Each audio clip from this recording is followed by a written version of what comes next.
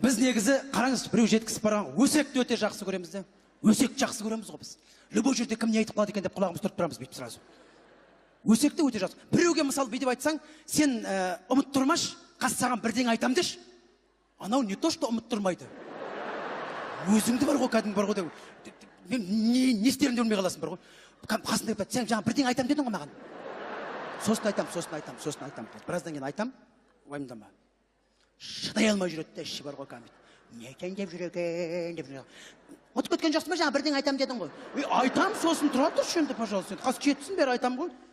Сонда да шыдай алмайды да бүйтіп келіп. Мен туралы ма? Жоқ, сен туралы емес. Бірінші әріпін айтшы.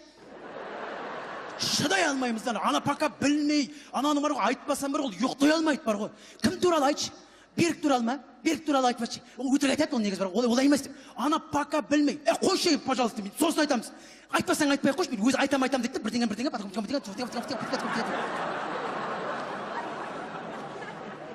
біраздан кейін бүйтіп қайтып шығады. Айтшы енді. Неге деймін де бір өсек жақсы көреміз. 4 әйел әңгімелесіп отырса, басқалары жаман, тек 4-еу жақсы болып отырады ғой. Барлығын осы жамандап отырады бар ғой. Даттап өсетін жамандап бәр. Ана 4-еуінің ішінде біреу кетіп қалуға қорқып отырады бар ғой. Анау шығып кетсе, біз шығып кеткен адамды жамандайтын қалықпыз ғой. 4-еу до конца отырады ғой кәдімгі бар ғой. Ана әңгіме бітіп, 4-еу бірге тұрып шығып кетеді. Сосын бірге шығып кетеді деп, ана жаққа айтады. Ана жақта сен анау жамандап жатыр, мен вообще үндеген жоқпын бар ғой, бәрі өйтіп жатыр.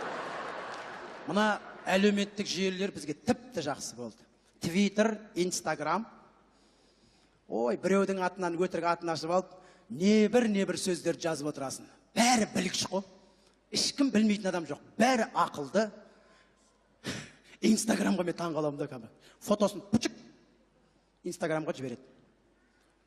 Соның артында комментарийларды көрсеңіздер. Анау адам жіберіп қойды, өзімен өзі қырылысып жатыр қалғандар бар. Немене қырылысып жатыр, ешкім шаруасы жоқ, өзімен өзі. Бізде басқа ұлттарда, инстаграмдарда бір киімдерін түсіріп жатады, тағы бізде 4 фото бар. Біреу ананың үйінде отырмыз, анамен кездесіп қалдым, тойда ет жеп отырмыз, еттің суреті отдельно. И концертте, или тағы бір жерде закулисім түскен суреттер.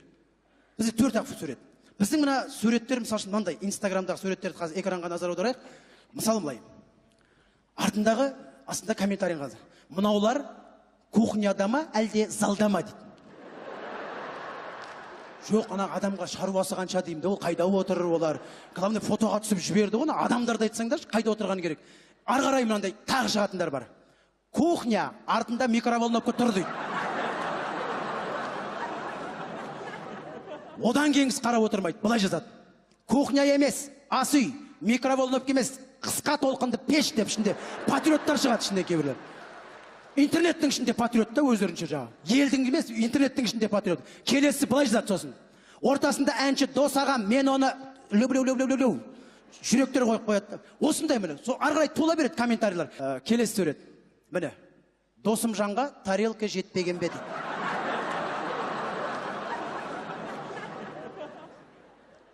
Бізде қазір инстаграмда уже не айтарын білмейді, адамды айтпайды. Столдың үсті, артында не тұр, уже сурет түсуге қорқасың қазір бар ғой.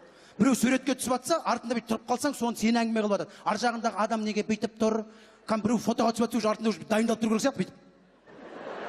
Артындағы адам көңілді ғой деп айтатын секілді. Келесі былай жазады. Тойға екеуі ғана келген бе дейді. Одан біреу жанағы тағы жазады былай. Жоқ, үшеу, фотограф бар ғой дейді.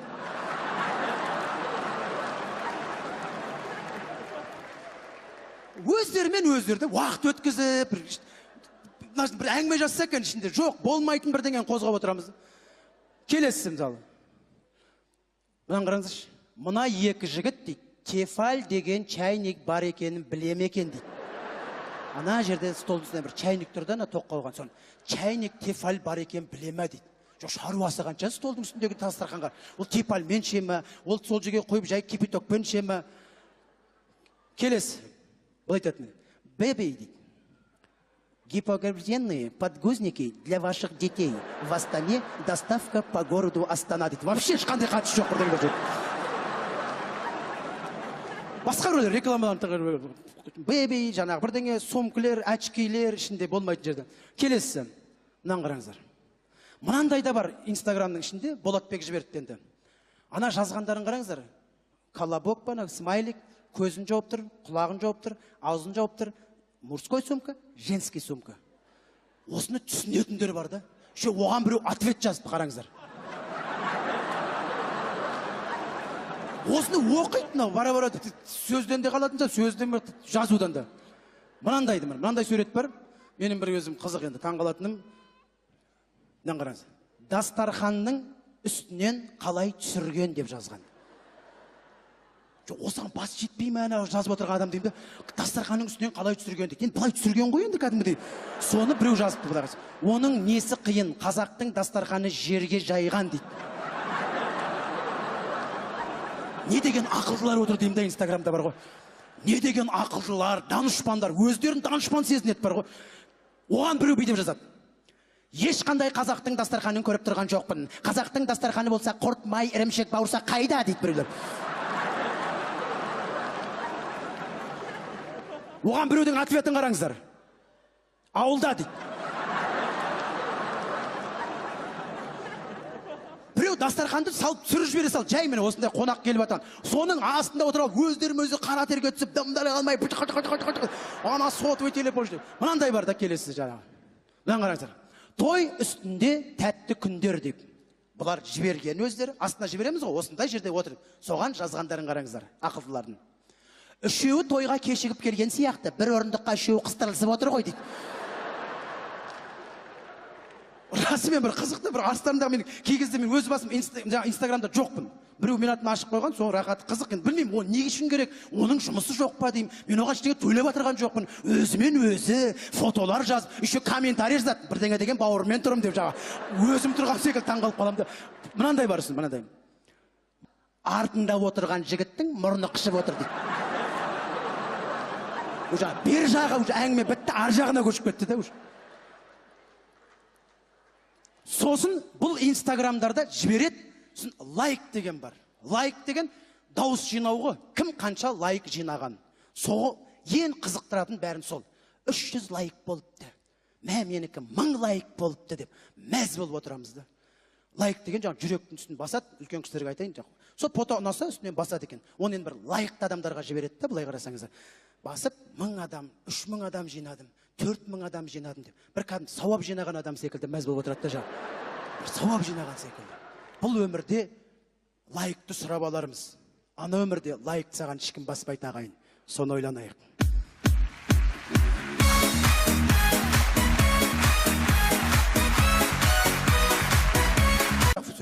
Біздің мына суреттер, мысалы үшін мынандай Инстаграмдағы суреттерді қазір экранға назар аударайық. Мысалы былай. Артындағы астында комментарий қазір. Мынаулар кухняда ма, әлде залда ма дейді. Жоқ, ана адамға шаруасы қанша деймін, ол қайда отыр олар. Главное фотоға түсіп жіберді ғой, адамдарды айтсаңдар, қайда отырғаны керек. Ары қарай мынандай тағы шығатындар бар. Кухня артында микроволновка тұр дейді. Одан кеңіс қарап отырмайды, былай жазады. Кухня емес, ас үй, микроволновка емес, қысқа толқынды пеш деп ішінде патриоттар шығады ішінде кейбіреулер. Интернеттің ішінде патриот та өздерінше жаңа. Елдің емес, интернеттің ішінде патриот. Келесі былай жазады сосын. Ортасында әнші дос ағам, мен оны löp жүректер қойып қояды. Осындай міне. Сол ары қарай тола береді комментарийлер. Келесі сурет. Міне. Досым жанға тарелка жетпеген бе дейді.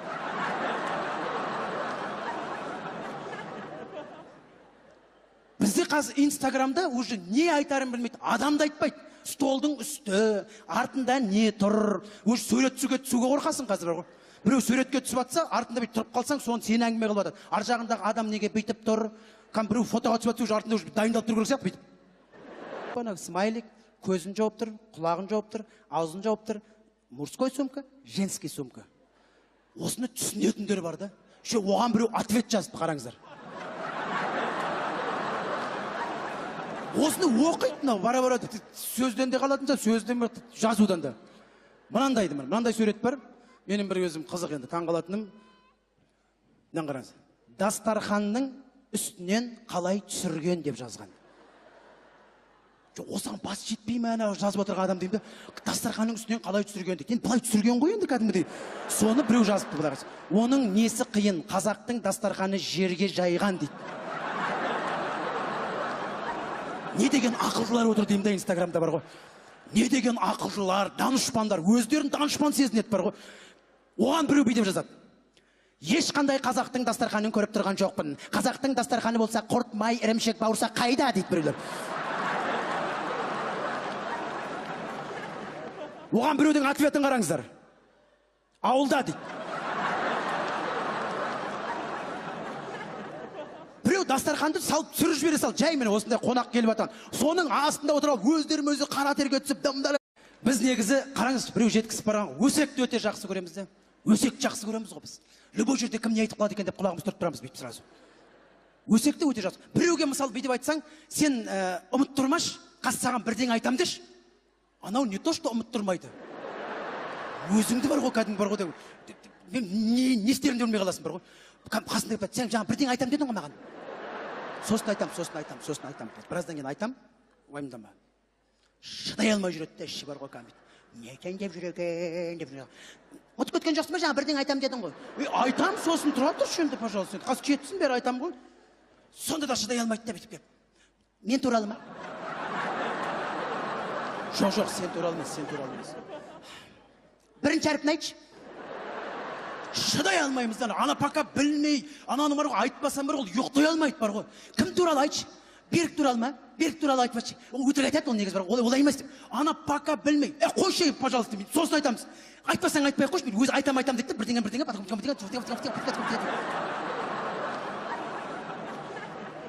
біраздан кейін бүйтіп қайтып шығады. Айтшы енді.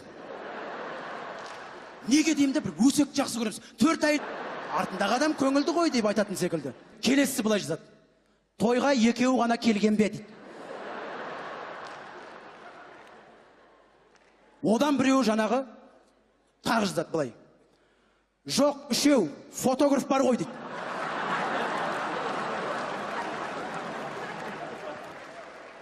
Өздерімен уақыт өткізіп, бір әңгіме жазса екен ішінде, жоқ, болмайтын бірдеңені қозғап отырамыз. Келесі мысалы. Мынаны қараңызшы. Мына екі жігіт дейді, Тефаль деген чайник бар екенін білем екен дейді. Ана жерде столдың үстінде бір чайник тұрды, ана тоқ қалған соң. Чайник Тефаль бар екен білеме дейді. Жоқ, шаруасы қанша столдың үстіндегі дастарханға. Ол Тефальмен ше ме, ол сол жерге қойып жай кипятокпен ше ме. Келесі. Ол айтады, бэби дейді. Гипоаллергенные подгузники для ваших детей. В Астане доставка по городу Астана дейді. Вообще ешқандай қатысы жоқ бірдеңе жоқ. Басқа рөлер рекламаларын бэби, жаңағы бірдеңе сомкілер, очкилер ішінде болмайтын жерде. Келесі. Мынаны қараңыздар. Мынандай да бар Инстаграмның ішінде, Болатбек жіберді енді. Ана жазғандарын қараңыздар. Колобок әңгімелесіп отырса, басқалар жаман, тек 4-еу жақсы болып отырады ғой. Барлығын осы жамандап отырады бар ғой, даттап өсетін жамандап бәр. Ана 4-еуінің ішінде біреу кетіп қалуға қорқып отырады бар ғой. Анау шығып кетсе, біз шығып кеткен адамды жамандайтын халықпыз ғой. 4-еу до конца отырады ғой кәдімгі бар ғой. Ана әңгіме бітіп, 4-еу бірге тұрып шығып кетеді. Сосын бірге шығып кетеді деп, ана жаққа айтады. Ана жақта сен анау жамандап жатыр, мен вообще үндеген жоқпын бар ғой, бәрі ала өйтіп жатыр. Мына әлеуметтік желілер бізге тіпті жақсы болды. Твиттер, Инстаграм. Ой, біреудің атынан өтірік атын ашып алып, небір сөздер жазып отырасың. Бәрі білікші ғой. Ешкім білмейтін адам жоқ. Бәрі ақылды. Инстаграмға мен таң қаламын да кәмі. Фотосын пүчік Инстаграмға жібереді. Соның артында комментарийларды көрсеңіздер. Анау адам жіберіп қойды, өзімен өзі қырылысып жатыр қалғандар бар. Немене қырылысып жатыр? Ешкім шаруасы жоқ, өзімен өзі. Бізде басқа ұлттарда, Инстаграмдарда бір киімдерін түсіріп жатады, тағы бір. Бізде 4 фото бар. Біреу ананың үйінде отырмыз. Анамен кездесіп қалдым. Тойда ет жеп отырмыз, еттің суреті отдельно. И концертте или тағы бір жерде за кулисім түскен суреттер. Бізде 4